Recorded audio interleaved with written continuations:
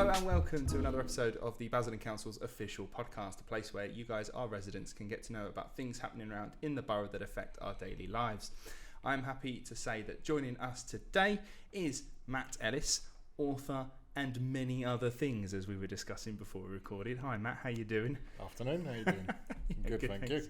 Good. And we were sort of discussing beforehand, we were like, do we call you an author? And he was like, well, no, because I do so many different things, you know, just to say, oh, I'm an author, it's just sort of putting us in a box. So primarily I'm a dad. Yeah. You know, that's one of the things in the book. If I succeed in life, only one thing, being a good father, is a great accomplishment. Yeah. Well, we can get onto your book in a bit. But something I really want to sort of hit on is, and it's something we do with a lot of our guests, is sort of just find out who our guest is. Obviously, we've mentioned that, you know, you're an author. But what about your background? Are you local? Where are you from? Like, let's find out a little bit more about Matt Ellis. I'm from the French quarter of Basildon, Vangey. Vangey. Yeah, it's twinned with Dargingham. I've been a resident here for about 25 years now. Bought my property, moved from Romford originally, so mostly always been in Essex. I'm a father of two, a son and a daughter. My son is autistic, severely autistic, and is the main focus of the book, along with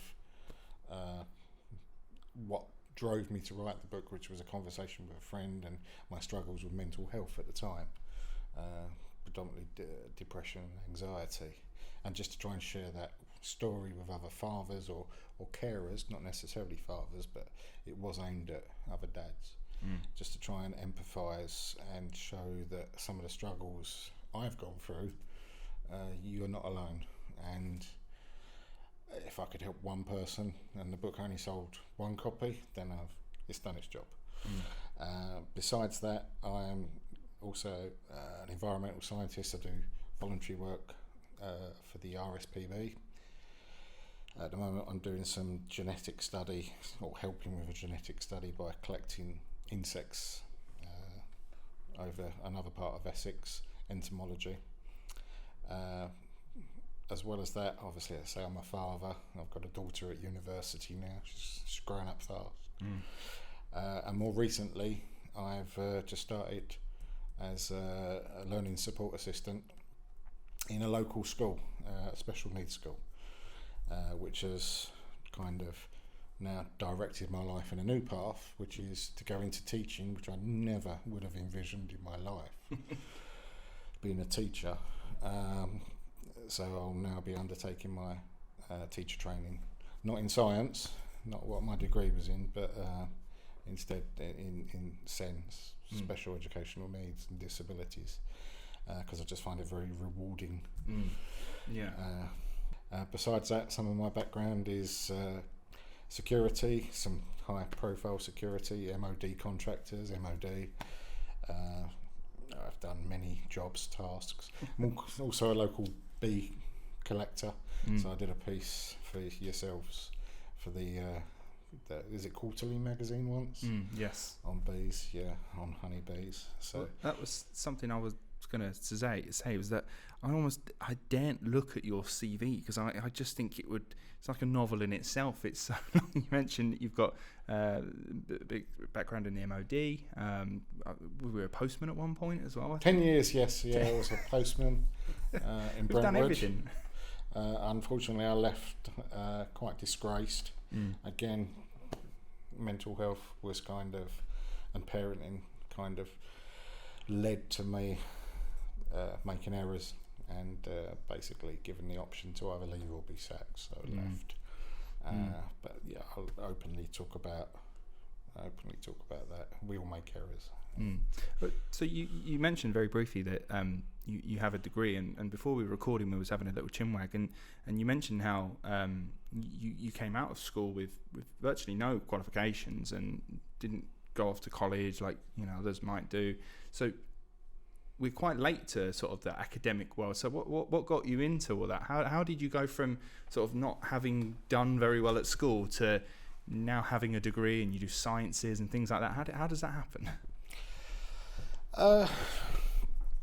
Luck, partially. No, as we did previously, I was quite lucky. I grew up in a predominantly council working class estate in Romford. Harold Hill is quite notorious. My parents, rather than have me go to a local school, they sent me off to a private boarding school. Little did we know back then, I had mild dyslexia, dyscalculia. For all the money and all the teaching, it was fantastic education. There was 11 children in my year. I still failed quite miserably in education. I left school with no GCSEs. As we said, after that, I did a stint in the army. It was later picked up, kind of mild dyscalculia and dyslexia. I had a stab at a degree in my early 20s. I always knew I wasn't stupid. And if I'm honest, I think where technology has moved on and we've got things like Grammarly, or now we have AI programs that can help with our grammar and spelling and maths. It was that progression in technology that also, okay, I can use that. I've always had a good handle on technology. I can use that to supplement the deficits in my abilities, perhaps in grammar, spelling, punctuation, and that was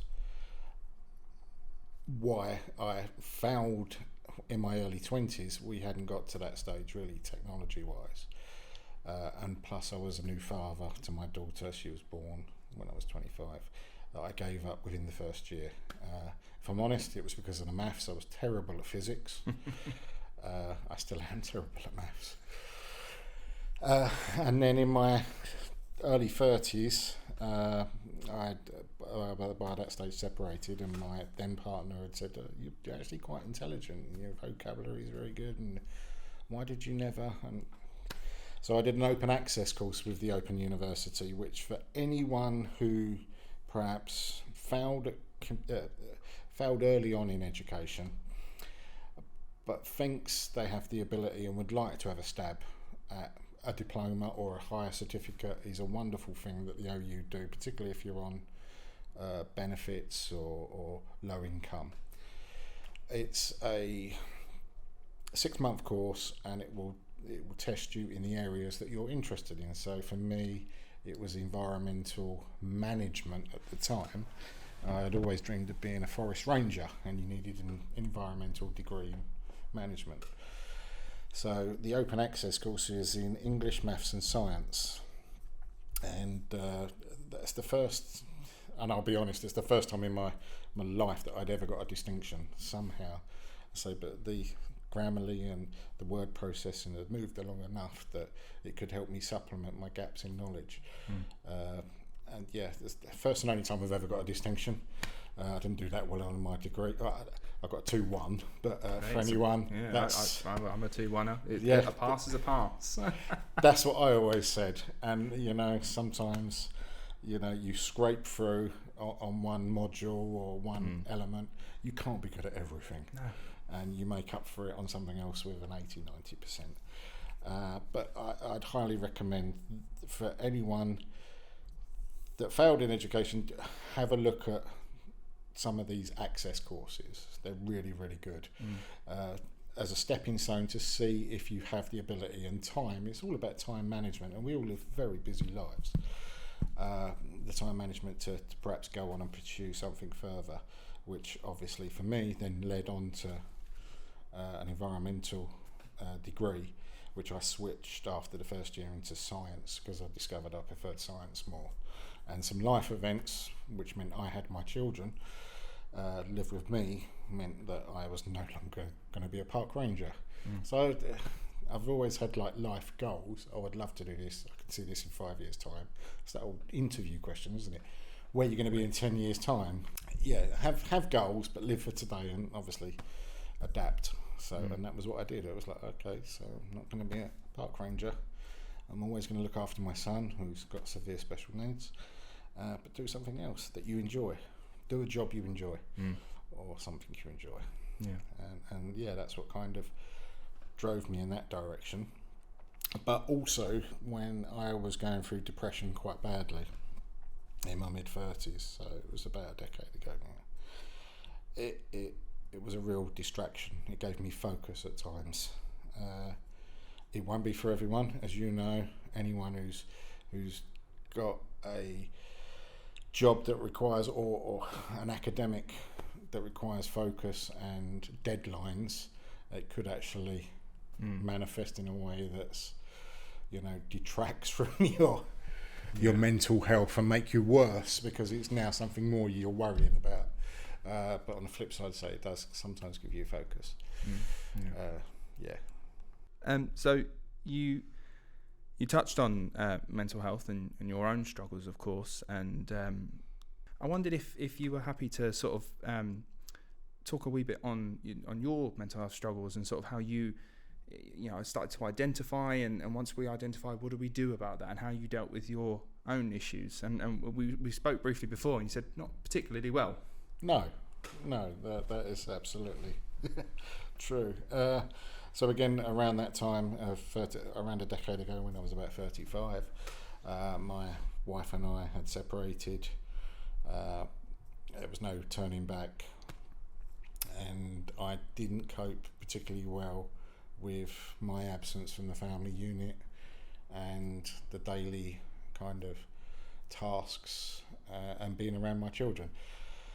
The reason I was a postman, and most of the jobs I've done in life, even now, looking to go into teaching, it's to work around my children. So, of course, my son's still at school. He's in his early teens now. So the job I'm looking to do will, when he's on holiday, I'll be on holiday. So when I was a postman, I'd finish early, go and pick them up from nursery. So I spent most of my time raising the children, which for me, in the way society has changed, my mum used to look after me most of the time. She didn't work for the first 5 years of her life, my life, back in the early 80s. But I was always raised by quite strong female individuals in my family, my aunt, my great-grandmother, my mum. So they've kind of helped shape who I am, and that family come first. So yeah, that break from my family unit did send me into a bit of a spiral, depression-wise. It was unknown for what it was. I was becoming more emotional, more erratic, and I remember my partner at the time had said, "Are you always like this, tearful?" And I was like, "No, I do get emotional, yeah, but I don't know why I'm like this." Didn't think anything of it. I was in a new relationship. Obviously, there was a lot of changes. I had long lost my job at Royal Mail at the time. So there was a lot of change, and when it comes to mental health now, there was a lot of triggers there. It's hard to pinpoint one. I think it was a culmination of many. So I left it, and I struggled, and I lost. The only benefit for me personally was I lost a lot of weight. I mean, a lot of weight, where I wasn't eating, I wasn't sleeping particularly well. I would get 3 to 4 hours sleep a night and then wake up now with anxiety. I now know it was anxiety. I was for the first time in my life, I started having panic attacks. Usually when things went wrong, I had no control over. And again, I'd always been quite cool and, on a level where if something went wrong, I could deal with it.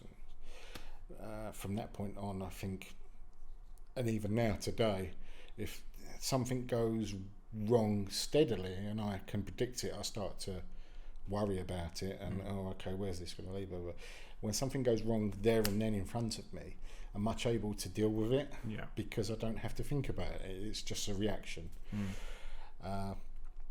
But say back in my mid-30s, I'd left this too long. So after a year, I decided enough was enough.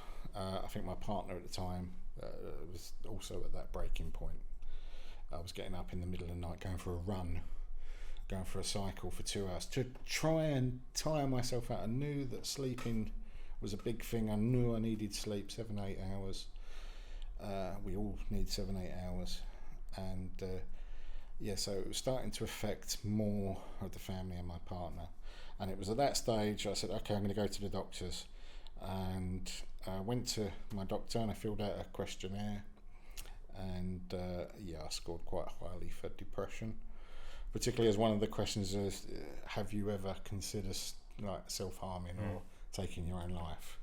And thankfully most of us never do that, but I think it's quite a common thought. And I was put on a medication called citalopram, which I took, and I was guaranteed that in a couple of months I'd feel so much better, and if I'd only come sooner it would have helped me. And I took the dosage, went back about 6 months later because I still didn't think it was right, and I was still very anxious. Nothing was really taking the edge off. By this stage I was listening to hypnosis tapes to try and get to sleep and try and relax. I was on sleeping tablets. I was exercising a lot to try and get serotonin and dope. So I kind of understood the chemicals and the imbalance because of the SSRIs. These are serotonin. The serotonin in the brain is imbalanced, and this is why we can sometimes get depressed. So I understood the reason why, but it turns out this medication was doing nothing for me. So the 15th of November 2015, I made a very silly error of judgment. I decided enough was enough. I was impacting too many people in my life in a negative way. When people say suicide is a selfish act, yes and no. From my point of view, I saw it as not an escape, but to alleviate the burden I was putting on other people. So I kind of sat there in tears, just contemplating. And I sat there for quite a long while. And I sat there contemplating the day that I just had. I just had a weekend with my children. Again, every rest day I used to get when I was working for an MOD contractor at the time, I'd spend with my children. So I was quite lucky as a dad that we had a good relationship with their mum still, and I'd have them 3 out of 7 days a week, and every holiday I'd have them. And I'd just spent the weekend, and the last book I'd read with my son was My Daddy's the Best Daddy in the World, Peppa Pig. And all I could think of was, if I go, who's going to replace me? Who's going to raise him? So both the children were the reason. I then stood up and kind of hoped that someone would maybe mug me, kill me on the way home, the 30-minute walk back. It was never going to happen. I wanted to end my life, but I wasn't prepared to do it. I sat down. When I got back, the police were there. My partner had been relieved of duty. She was there. I do remember the local officer, the attending officer, saying, "Look, mate, 6 months ago, this was me. You can get over this." And I'm like, I'm all right. That was what I just, all the way up, all the way through this. When people ask you, how are you? I'm all right. You look at Robin Williams, obviously a fantastic entertainer, comedian, and he struggled with mental health most of his life and ultimately took his own life. But for most of the time, he made people laugh, and they probably never realised.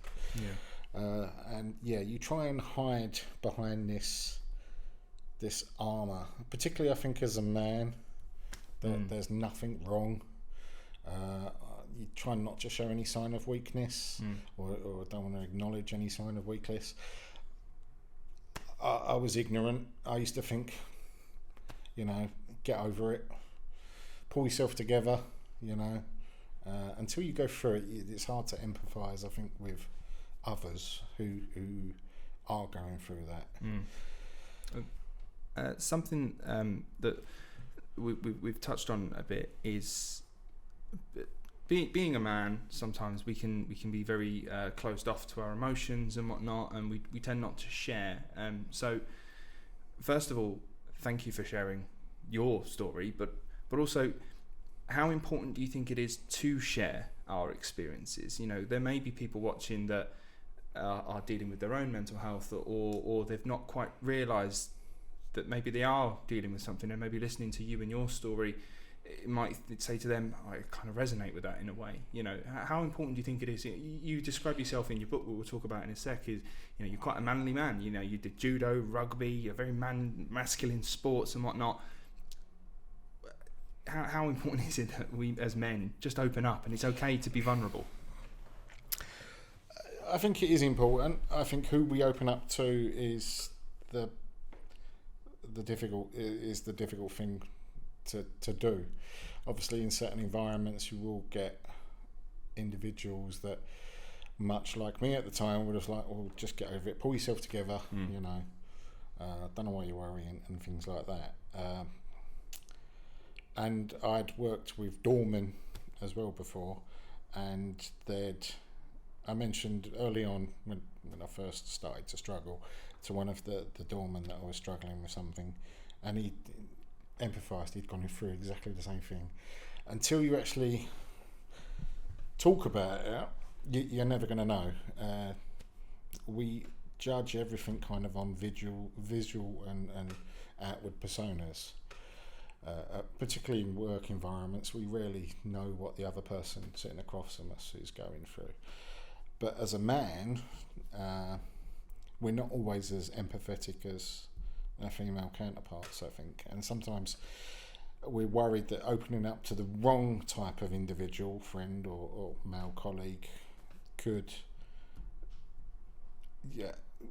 literally lead to more ridicule and more difficulty in discussing those troubles and our concerns and our mental health. So I sometimes I think if you've got a female companion, not necessarily your partner or just someone, most workplaces now will have a mental health crisis team, or just talk to them. Just talk to someone. So for me, that police officer, fantastic. They changed my medication. I had a crisis team who were very good. They did check up on me, and I could always call them if I needed to. And after a 6-month break from work at the time and just time to sleep and relax and compose, I gradually started to get more level-headed again. I'd say I'm scarred from mental health. 95% back to how I was. But there's still that 5% kind of times where I could slip back into it, but I'm more aware of it, and now we've talked about it and I've acknowledged it. It's like, okay, well, I'll just go and see the GP, they'll up my dosage, or we'll try something else, or but to talk about it is that initial step, and it can be the hardest one. It is the hardest one, but not only that it's recognising, first of all, that you've got something's changed and you're not right and you don't know why. It could be your mental health, it could be something else. Earlier this year, I'd spoken about feeling tired all the time and just feeling like life's end and everything was an effort, and I just wanted to give up. And you and I spoke about earlier in January, I had a bit of a wobble again with mental health, and I went to the doctors, thankfully, as I said I would, and blood tests and re-evaluations. Blood tests come back that I had hyperthyroidism, which is an underactive thyroid, which means I'm not metabolising food properly. It brings down your mood, it brings down your level of alertness, and it was like, okay. So I'm middle-aged now, I'm on even more tablets, typical, but yeah, that that was a physical rather than mental reason why I was feeling like that. But I mean, it's identifying that there is something wrong first of all, and is it mental, is it physical? You go to your GP for that. They'll do an evaluation, they'll talk to you. If it's mental, then you'll be put on some form of medication probably, or offered counselling, CBT, cognitive behavioural therapy. And then if that's not working, be honest with yourself. If you're not feeling better 3 to 6 months time when those drugs are in your system, go back again and try another course. And then just but do talk. And it can be managed as long as you get help. It can definitely be managed. Don't get to the point where, unfortunately, I've encountered individuals in the city, and that's again we've discussed earlier, that are beyond that point and not contemplating like I was. So if you are struggling, just talk. Samaritans, Salvation Army, anyone. Just I believe that the average daily person that you walk past on the street, they have their own concerns and their own problems in life, but if you ask for help from anyone, can you help me, and you're sincere and honest, most people will go, what's wrong? They'll at least give you that. So reach out to a colleague, reach out to someone. Just you don't have to live with depression and anxiety. You and I are proof of that, and if anything, you can probably go on and help benefit others by empathising and sharing your experiences. Now, talking about helping people, I'd like to talk about your book, Our Enigma. I wondered if you could just, if we could take a couple of minutes to have you wrote the book, tell us a bit about it. What is Our Enigma? Our Enigma is basically a memoir of mine and my son's life through autism, from his birth to his diagnosis to now, basically. It came about when discussing with my best friend, Brian. All the names in the book have been changed, especially my children's, just for anonymity reasons. He may grow up in 10 years and not want to be spoken about, but me and Brian were talking, and I said, I've got this idea for writing everything I've been through with regards to raising a child with autism. It came about because I'd gone to a lot of autistic workshops. There used to be some really good ones in Basildon, pre-COVID, post-COVID, everything seems to have gone online. And I was either the only father there or one of just a couple, and I find that's still the case when it comes to parenting courses and workshops anyway. So I said to my friend, so I'm thinking of writing a book for dads that are probably struggling with raising a child with disability, particularly when it came to autism.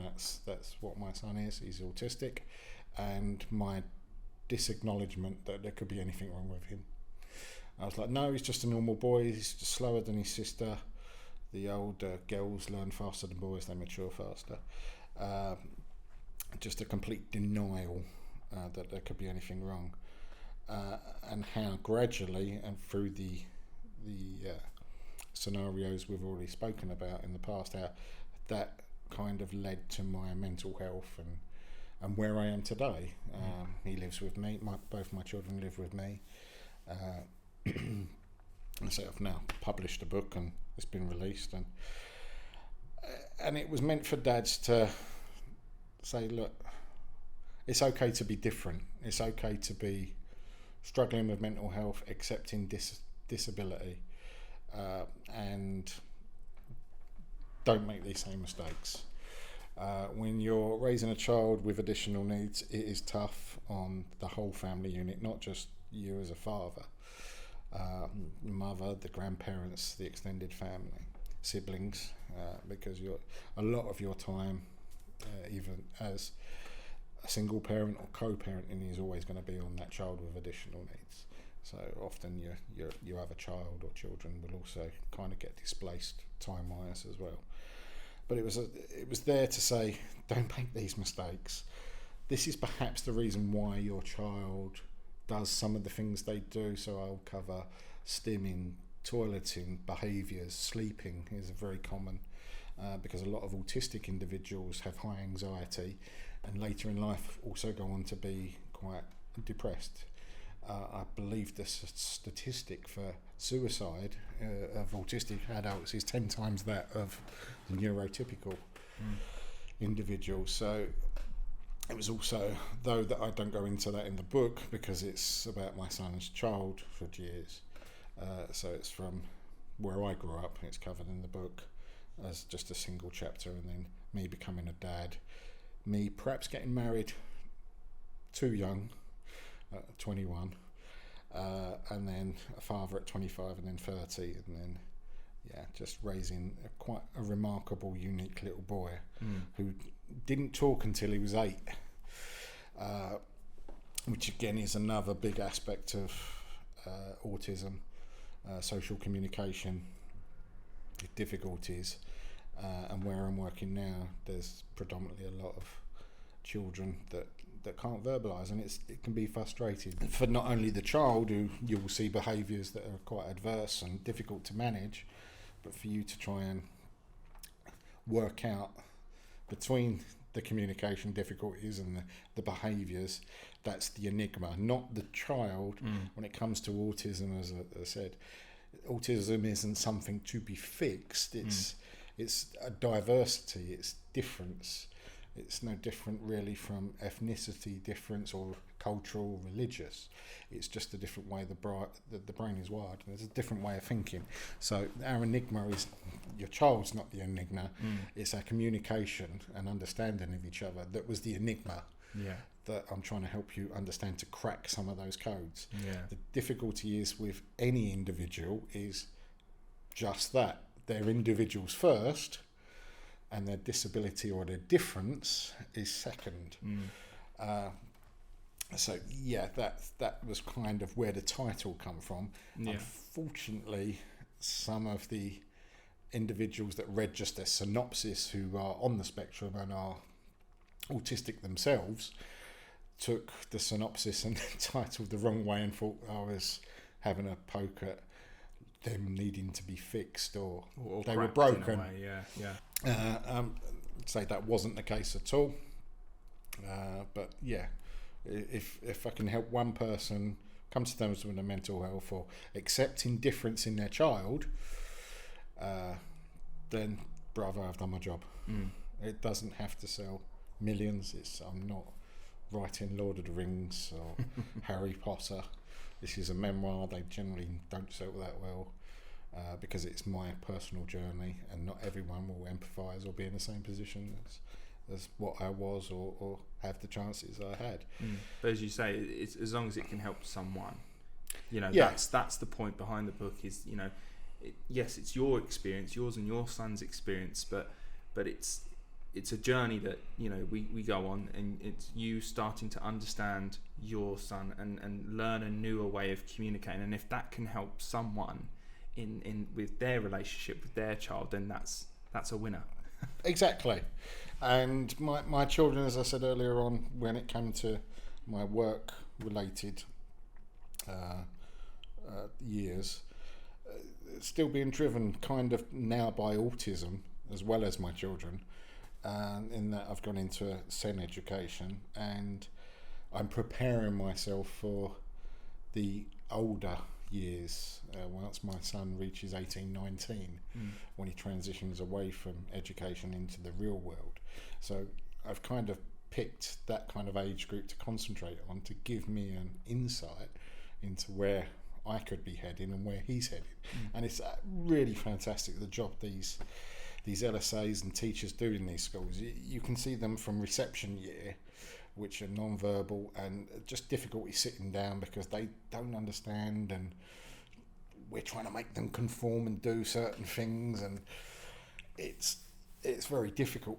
And then you see the other end of the school, the further education, and it's so chilled, and they've got their sense of identity, and it's great, and it's a lovely environment just to work in and be in.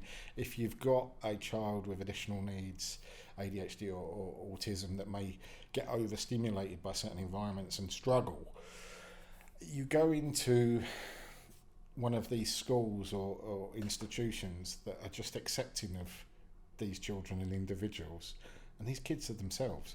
If I have someone visit me at home, or I take my son to visit someone, he will struggle. Yet there, they know they're safe, they know they're accepted, their peers are different but the same. And it was lovely. Day one, when I came into that environment, I had children coming up and shaking my hand and asking who I was. Do that outside school, a large majority of those children are not going to be the same. You talked about your partner working with children with additional needs, and it's an eye-opener.